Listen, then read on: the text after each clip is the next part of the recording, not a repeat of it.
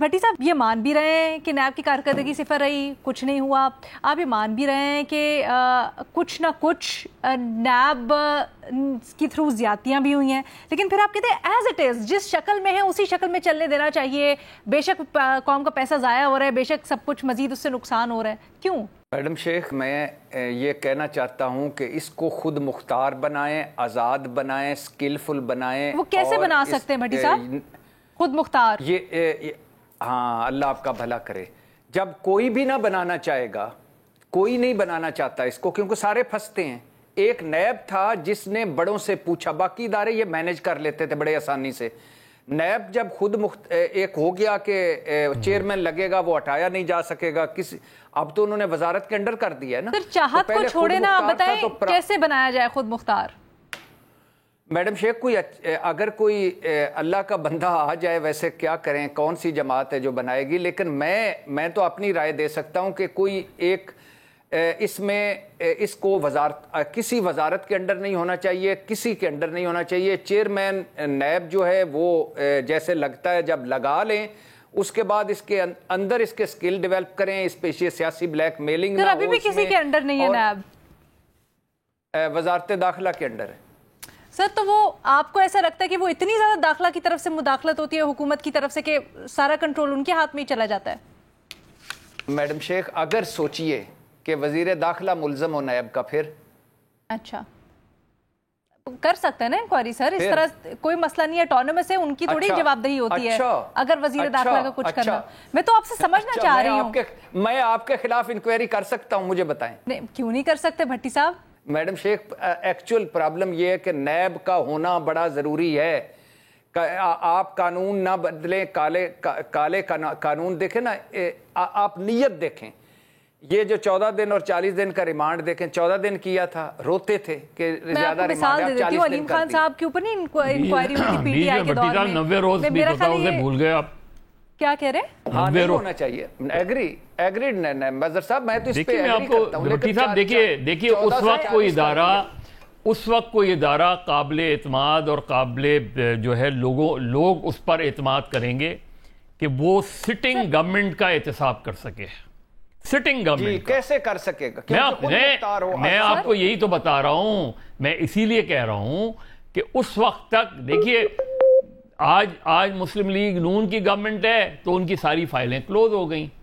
کل P T I کی government تھی تو ان کے خلاف نیب کی ضرورت نہیں تھی کہ ان کے خلاف کوئی انکوائری کرے۔ سر قطع کلامی کی معذرت، ہم نے دیکھا پی ٹی آئی کے دور میں پی ٹی آئی کے کچھ لوگوں کے خلاف بھی انکوائری، جیسے علیم خان وغیرہ، لیکن وہ کیا تھا، وہ بیلنسنگ ایکٹ کے طور پہ ہم دیکھتے تھے، 4 ماہ سے ہوتی تھی، 1 ماہ سے ہوتی تھی۔ پیپلز پارٹی کے جو سٹنگ حج منسٹر تھے کاظمی، ان کے خلاف کب انکوائری شروع ہوئی تھی، کب گرفتار ہوئے تھے وہ؟ بنیادی طور پر مسئلہ یہ ہے، بنیادی طور پر مسئلہ ہے مداخلت کا۔ اصل چیز مداخلت ہے، انفلوئنس ہے، پھر آپ نے اکراس دا بورڈ نہیں بنایا، ٹرانسپیرنسی نہیں ہے، جہاں سے اگر آتی ہے کوئی ہدایت آتی ہے تو اس کے بعد وہ انکوائری ہو جاتی ہے، نہیں تو بند ہو جاتی ہے، نہیں تو چلتے رہتے ہیں سالہ سال، کوئی چیک ان بیلنس پہ جو بے نظیر بات کر رہی تھی۔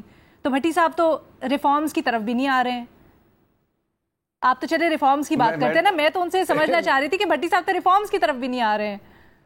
میڈم شیخ، میں کیوں میرے غریب آدمی پہ مجھے سارے الزام مجھے ہی دے رہی ہیں، جیسے سارا سرے محل میرا، ایون میں تو سمجھنا چاہ رہی ہوں بھٹی صاحب، پنڈورا لیکس میرا، دبئی لیکس میرا، پیناما لیکس میرا۔ میری جرات بھٹی صاحب، میرا ایک سمپل سا ہے کہ نیب ہونا چاہیے، آزاد اور خود مختار ہونا چاہیے، سکلفل ہونا چاہیے، مداخلت نہیں ہونی چاہیے، بلا امتیاز اور بلا تفریق وہ کر سکے احتساب۔